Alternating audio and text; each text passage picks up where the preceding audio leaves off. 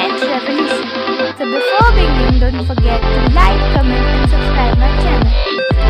Now, let's begin with the chapter. Introduction. Now, first we will learn about France, that who was the king and how slowly the spark became a revolution.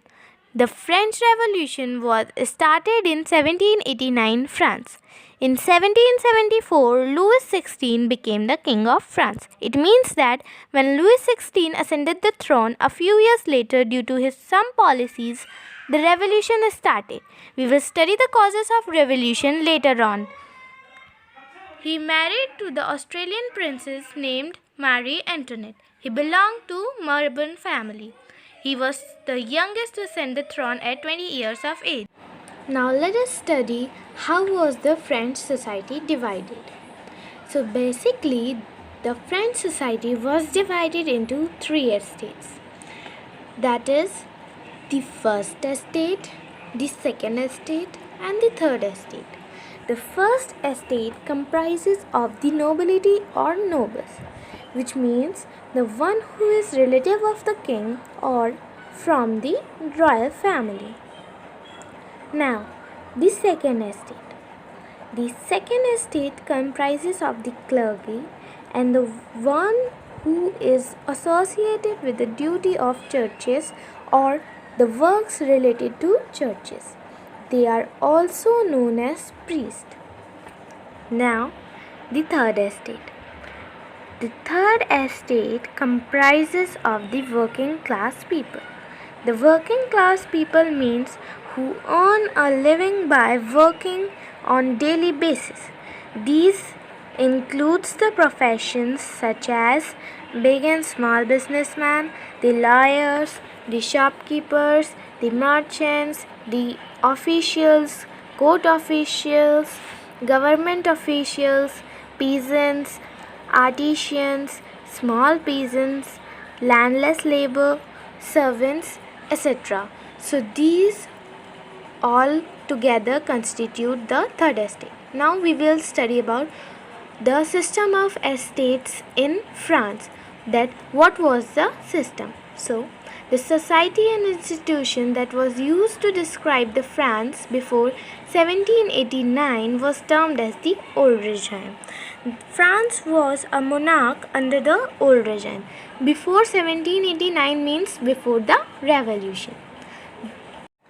The population constitutes 90% of the peasant, which means that from the whole population of France, most of them were peasants. About 60% of the land was owned by nobles and clergy and the richer member of the third estate. The clergy and nobility enjoyed certain privileges by birth, like exemption from paying tax. They also enjoyed feudal privileges. The privileges that they enjoyed altogether is known as feudal privileges. Now let us study the source of income. Now we will study what was the source of income in France. Whenever a king ascends the throne, he watches his treasure first, that how much treasure he has.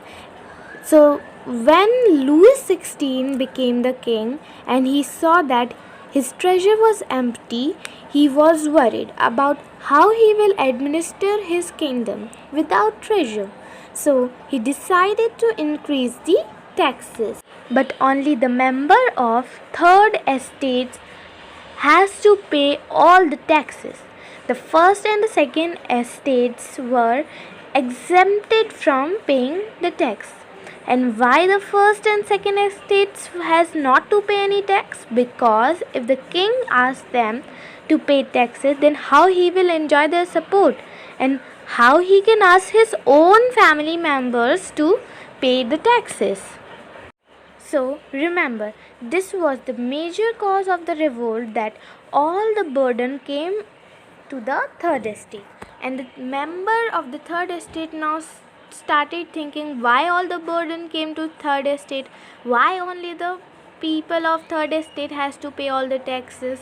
Why the first and second estate has not to pay the taxes? So this sowed the seeds in the mind of the people. Now basically there were two types of taxes. One that was collected by the government directly, and another that was collected by the churches. I have already told you that 60% of the land was under churches and nobilities. So on the basis of those lands, the clergy kept peasants on those lands and collected taxes accordingly. So the taxes were of two kinds. The first one is tithes and the another one is tail. Tithes were collected by the clergy and tail were collected by the government directly. So tithes were the taxes collected from the peasants levied by the churches, which comprises of 1/10 of the total agricultural produce. Now the another one, that is tail. So tails were the direct taxes which the member of the third estate paid directly to the state. I already told you that tithes were collected from the peasants to clergy and tail were the direct taxes. So there were also number of indirect taxes which were levied on the everyday consumption like tobacco and salt. So that's all for today's class. In our next video, we will be covering the topics such as what was the challenges faced by the people due to increased taxes and how did the philosophers played a key role in the revolution. So if you like my video, then like, share, comment and subscribe.